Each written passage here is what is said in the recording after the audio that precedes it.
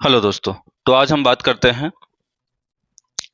Kessler syndrome के बारे में, या फिर कैसलर सिंड्रोम होता क्या है और अंतरिक्ष में जब सैटेलाइट्स जाते हैं तो उनका क्या होता है। तो क्या होता है उसके बारे में हम देखते हैं। तो सैटेलाइट जब भी लॉन्च किए जाते हैं तो केवल लॉन्च ही नहीं होते हैं, बल्कि क्या होता है कि वहां पे बहुत सारे कचड़े इकट्ठा होते हैं, वो कचड़ों के रूप में इकट्ठा हो जाते हैं। कैसे होता है उसके बारे में देखते हैं।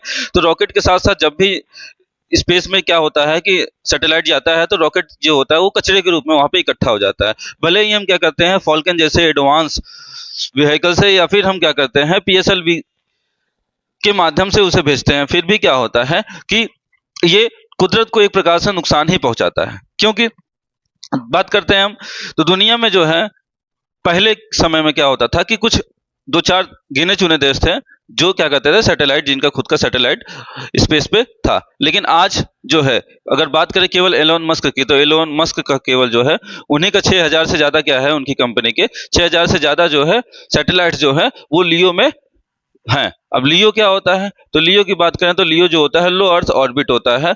ये जो होते हैं दो तरह के होते हैं। अब लो अर्थ ऑर्बिट की बात करें तो ये दो तरह से कचरा क्या करते हैं, जनरेट करते हैं। अब पहले की बात करते हैं तो एक जो होता है सैटेलाइट, जब सर्टेन टाइम में क्या होता है उसका वर्क खत्म हो जाता है तो खुद क्या होता है वो कई समय बाद अपने आप टूटने लगता है या फिर अपने आप को क्या करता है, डिस्ट्रॉय करता है। तब क्या होता है, वो कचरे जो होते हैं सारे स्पेस में ही ट्रेवल करते रहते हैं, पूरे स्पेस में चारों तरफ घूमते रहते हैं। और दूसरा अगर हम बात करें जैसे कि पीएसएलवी जो होता है, ये 4 स्टेज में, जब भी इसे लॉन्च करते हैं तो 4 स्टेज में ये जाता है। तब क्या करता है, ये जैसे जैसे ऊपर की ओर जाता है तो जैसे फ्यूल इसका खत्म होते जाता है तो ये क्या करता है, अपने जो टैंक वगैरह होते हैं या अदर पार्ट्स होते हैं उसको तोड़ ब्रेक करते हुए क्या करता है, आगे की ओर बढ़ता है। तो जो पार्ट्स होते हैं वो सारे क्या होते हैं, अर्थ के ऑर्बिट में ही क्या करते हैं, चारों ओर क्या करते हैं, लियो में तैरते रहते हैं। तो हुआ क्या था कि ये सारी चीजें जो है स्पेस वेस्ट के रूप में होती है, जिसे हम क्या कहते हैं, स्पेस डेब्रिस भी कहते हैं। ठीक है।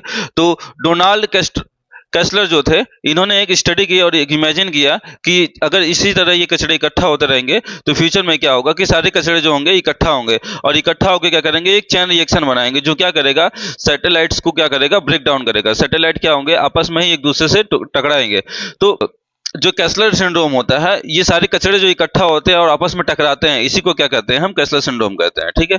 तो उन्होंने क्या कहा, अगर इसे बचाना है, ठीक है, तो इसकी सफाई करनी जरूरी होगी।